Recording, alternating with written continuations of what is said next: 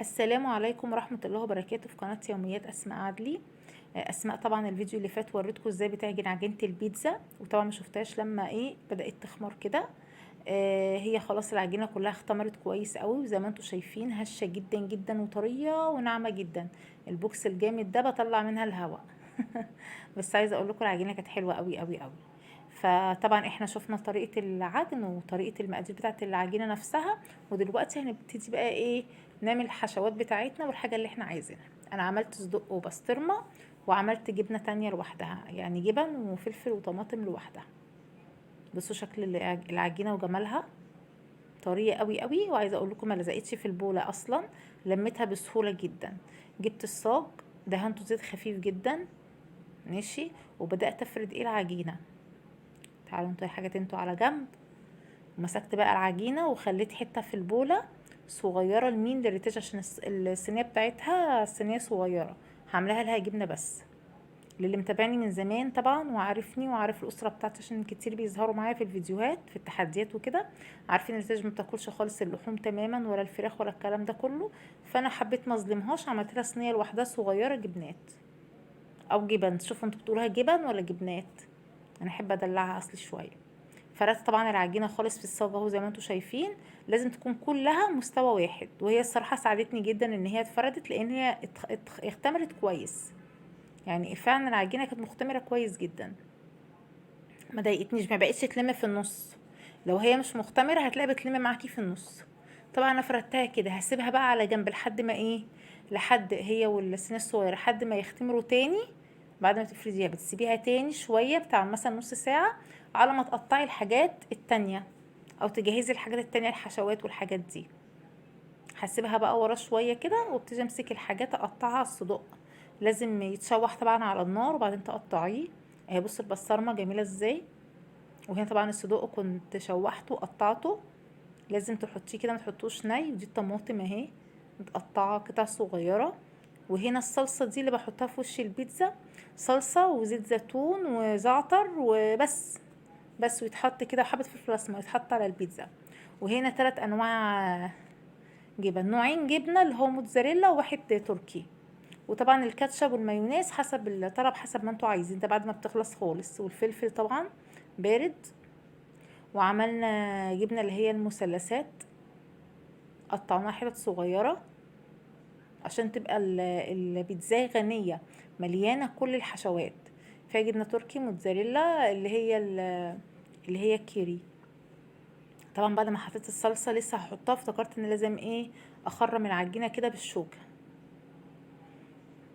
طبعا خرمتها كده بالشوكة، وهبتدي طبعا احط بقية الصلصة عليها. لازم توزعي الصلصة كويس. طبعا انا كنت عماله اعمل كده، وريتاج عايشه حياتها مع مع البيتزا بتاعتها، لان هي ما كانتش محتاجه حاجه، خلاص هي اتفردت وهتحط بس الحشوات اللي فيها. عايزه اقول لكم الافضل والاحسن والله تعملوا لاولادكم البيتزا دي في البيت، بتبقي ضامنه نظافتها كويس جدا.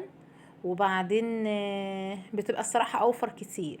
يعني يمكن انا قلت في الفيديو الاولاني احنا الصغيره كنا بنجيبها اللي هي الجبنه بس، الصغيره ب 80 جنيه. ولما تكون أسرة فيها 6 أفراد ولا 7 أفراد، صعب انك انت تجيبي لكل طفل واحدة، هتخش في مبلغ وقدره يعني. فانت مش هيجرى حاجة لو عملتيها في البيت، جبتي دقيق والمكونات اللي قلت لكم عليها دي في الفيديو اللي فات. انا هحطها لكم برضو في صندوق الوصف، الفيديو اللي فات، عشان تعرفوا المقادير بالظبط بتاعت العجينة.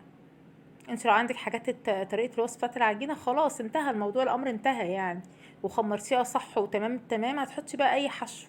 انت ممكن تعمليها كلها جبن لو عايزه تراضي الولاد يعني، ومش هتقدري تجيبي صدق، مش هتقدري تجيبي حاجه، ممكن تعمليها جبن. ممكن بقى صدق، ممكن بسطرمه، ممكن مفروم، ممكن تبقى جمبري، ممكن يعني اللي تعملي مشاكل لحوم بس، تشوحيها الاول تستوي الاول. مفيش الكلام ده كله، ولا تشغلي بالك، اعمليها والله برضه تبقى مفيده جدا للولاد، وكفايه نظافتها. طبعا بنتي من فوق عماله بترش الطماطم كده كانها قال يعني بتنقط من السما، واحنا ضحكنا ضحك، بجد ضحكنا ضحك في الحته دي. بس انا طبعا شلت الصوت، هي ماسكه الطماطم وبترش من فوق. بس لا، بس هي وزعت حلو يعني. حطينا الطماطم عليها كلها.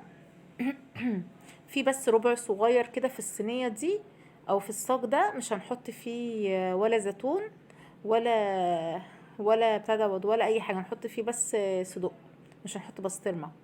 لان عندنا معانا برضو حد برضو معانا ما بيحبش البسطرمه في البيتزا، فحطينا له صدق بس، وما حطيناش بقى ايه الحاجات التانية دي، الزيتون والفلفل والكلام ده.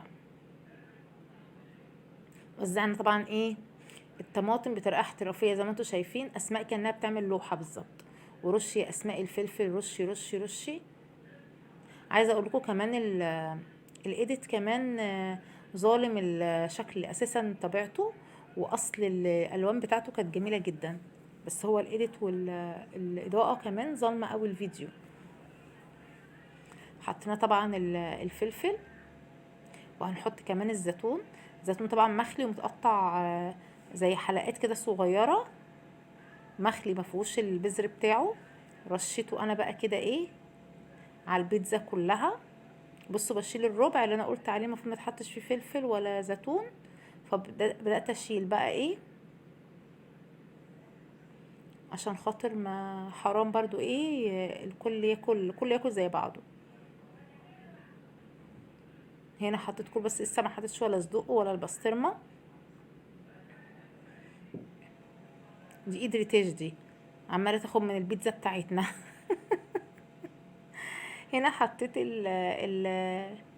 الصدق زي ما انتم شايفين كده في حته معينه من البيتزا، سبت الربع ده لو تاخدوا بالكم، الربع اللي على اليمين ده اللي ما فيهوش هيتحط صدق بس مش هيتحط بسطرمه. او بص حطيت عليه صدق اهو، والبسطرمه بنتي بترميها من فوق، قال يعني ايه السما بتنقط بسطرمه. بص شايفين البسطرمه نازله الناحيه التانية ايه كانها جايه لوحدها. طبعا عايزه اقول لكم ما تنسونيش طبعا في لايك، ماشي؟ ما تنسونيش في لايك، اللايك مش هياخد منك اي حاجه، هي تكه كده واحده بس هتعملي لايك، يعني ما تبخليش عليا باللايك بالله عليكي، وكومنت حلو تحفيزي، واللي ما اشتركش في القناه يشترك، وشير بقى الفيديو وظبطوني يعني.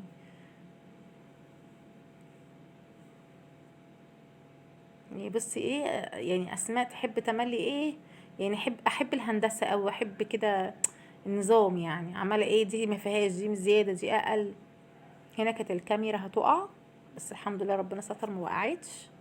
وكملنا عادي برضو، حطينا بقى ايه الجبنه التركي الاول، وبعدين حطينا موزاريلا. بس كانت الصراحه الجبن كانت حلوه كتيره، يعني هي حلوه لما تكون مخدومه كويس، البيتزا تبقى حلوه قوي. حطينا كده، وحطينا برضو في الربع اللي هو فيه الصدق ده جبنه قليله شويه، لاني برضو ايه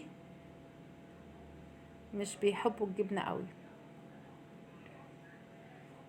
خلاص احنا كده غطيناها ايه بالجبنه، وهنبتدي طبعا ايه نحطها في الفرن.